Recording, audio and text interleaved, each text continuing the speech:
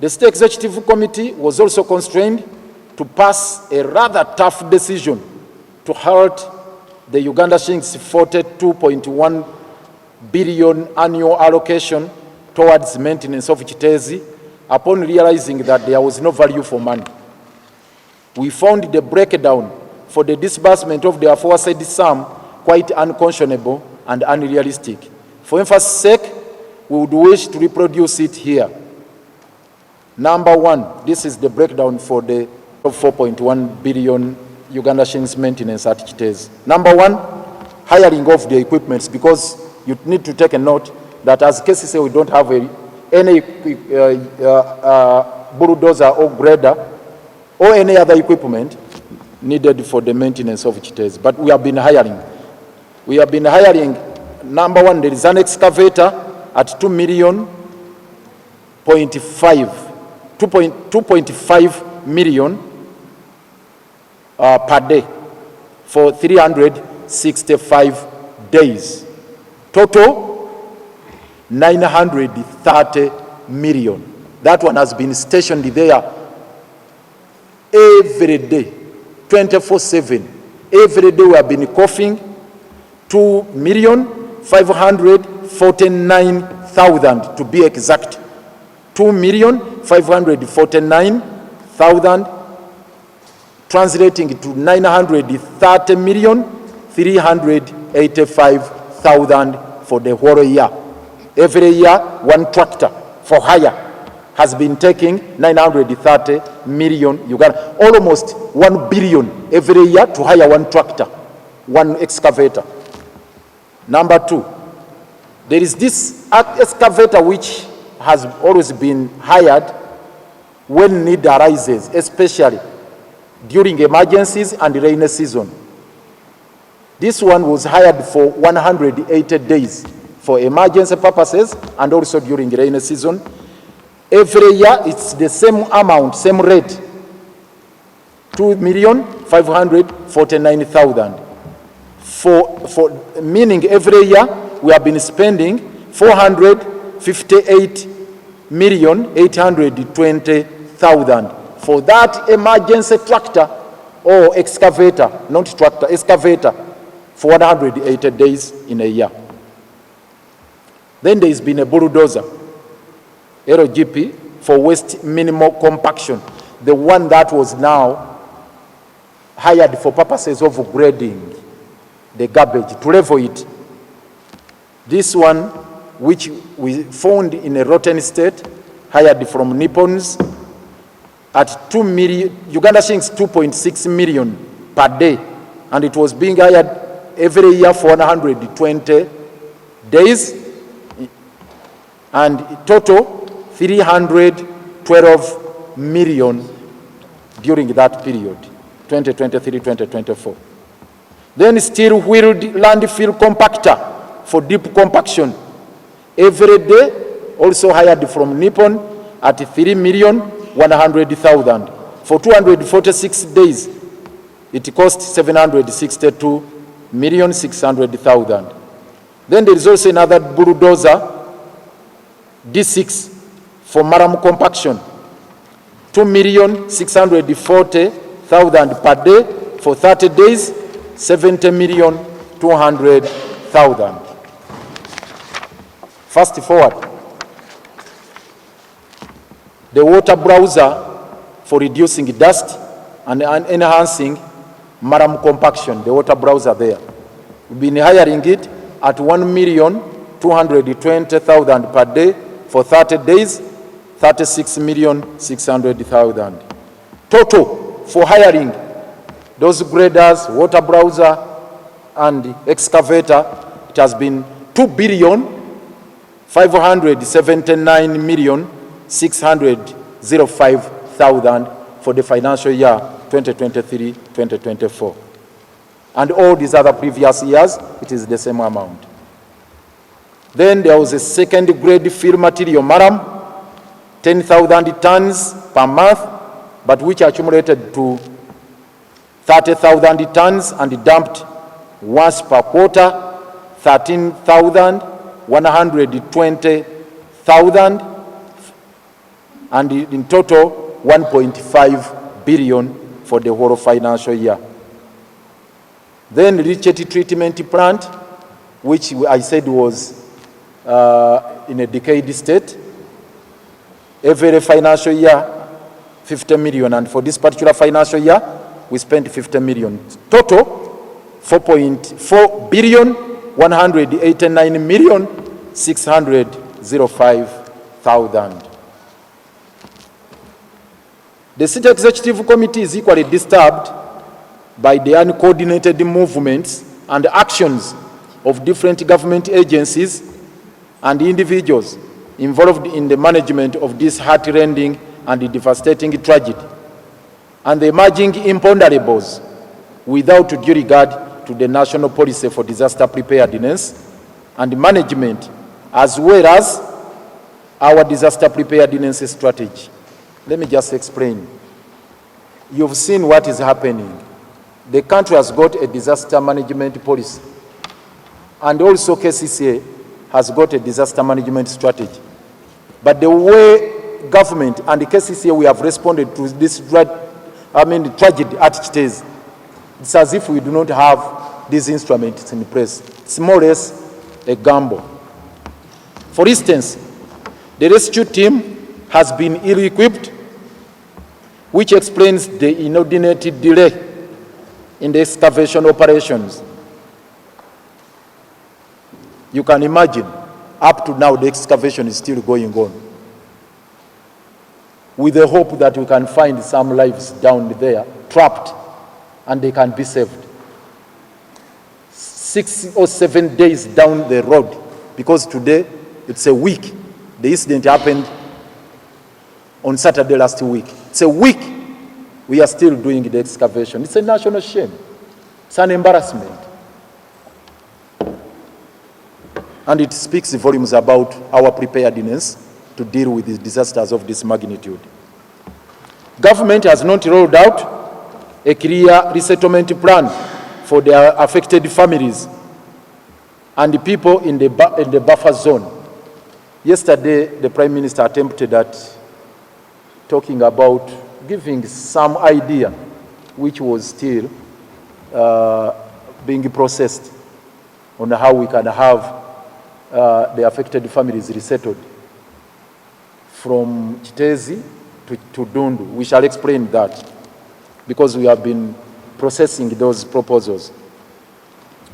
Again, there is no plan rolled out by government for compensation of the affected families for loss of life and property.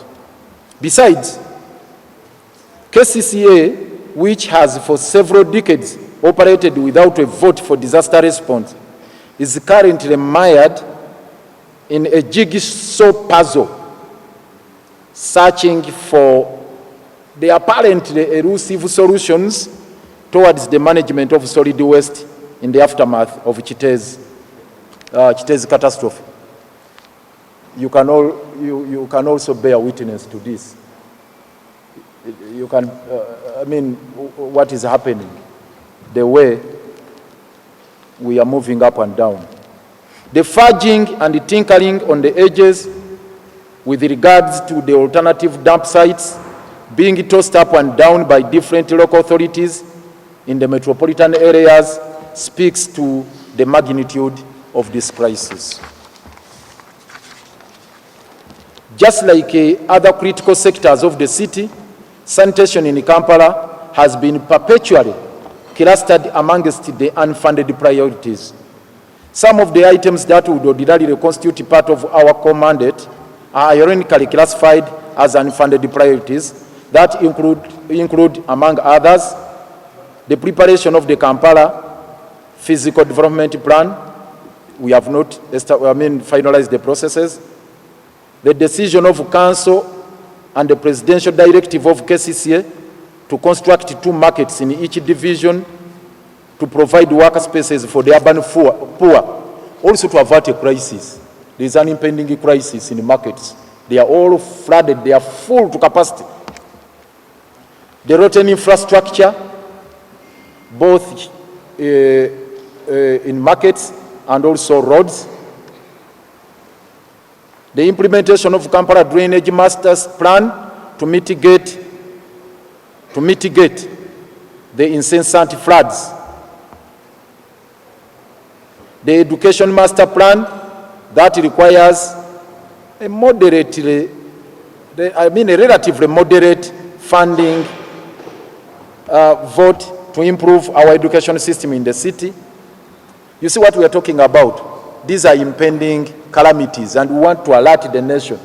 The incessant floods, unfunded priorities. The rotten infrastructure, unfunded priorities. Education sector, unfunded priorities. The multimodal transport plan to provide the multifaceted transport system, unfunded priorities, etc., etc. Now, that is the general overview. Now, the required interventions. This is the last segment of our press briefing. Urgent interventions. Number one, provision of funds from the contingency fund or any other vote for emergencies to stabilize, first of all, to stabilize and or flatten the remaining mountains of garbage at Kiteezi to avert a reoccurrence of another episode of garbage slides. Our technical team has already alerted us about an imminent danger because of the visible cracks in those garbage mountains. Our team has already cited cracks in the remaining mountains. So we are worried about an impending calamity. One of the one of the immediate and quick interventions we need to make is to stabilize the remaining garbage mountains. They must be flattened as soon as practicable. Two,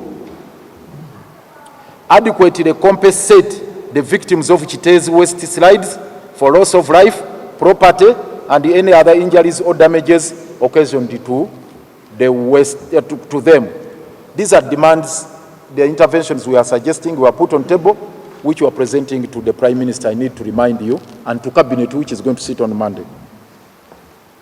There should be a provision for adequate compensation for the life lost, and as well as injuries occasioned to the affected families. Should be funds to facilitate emergency operations required at Nkumba Katabi dumpsite, where KCCA has been granted a temporary permit for garbage disposal, which include the following. This is what we need to do at the dumping site. Grading of the road to and from the dump site. That is from Kasenyi to Nkumba. You enter from Kasenyi and exit from Nkumba. Provision of water bowser, provision of water bowser to regularly water the road and prevent dust pollution. Deployment of excavators and graders to the dumping site to manage waste disposal. Construction of a stronger concrete embankment to prevent garbage and effluent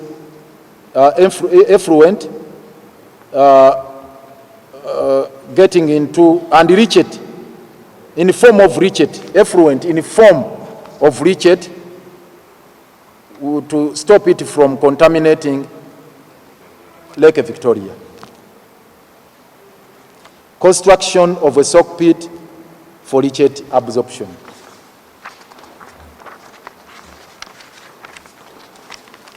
We are also putting on table an intervention or a proposal to acquire another piece of land within 20 kilometers from Kampala that can be used as an alternative temporary dump site, since the 14-acre Nkumba Katabi dump site is already overwhelmed.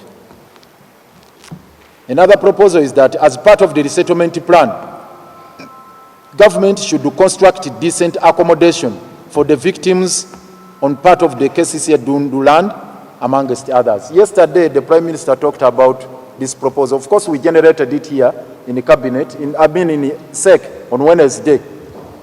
But ours is, we should carve off part of the 136-acre land at Kiteezi, at Dundu rather, we should carve off part of the 136-acre land at Dundu for the purpose of resettling the affected families at Kiteezi. And the government should immediately provide the funds for construction of housing units at that land in form of swapping, because the people who are affected in Kiteezi have their own land there. So we can do a swapping and construct housing units, ourselves constructing housing units for them at Kiteezi. And our suggestion is at Dundu, since it's 136 acres, and Dundu we have been, at Kiteezi we have been having 36 acres with an extension of making it 40. So basically, we find this quite feasible and tenable, and this should be implemented immediately with the funds from the contingency fund. Government should investigate and bring to book or prosecute particular individuals within KCCA who are directly responsible for this catastrophe, particularly in regard to misappropriation and squandering of the Uganda shillings 4.18 billion annual allocation meant for the maintenance of Kiteezi dumpsite.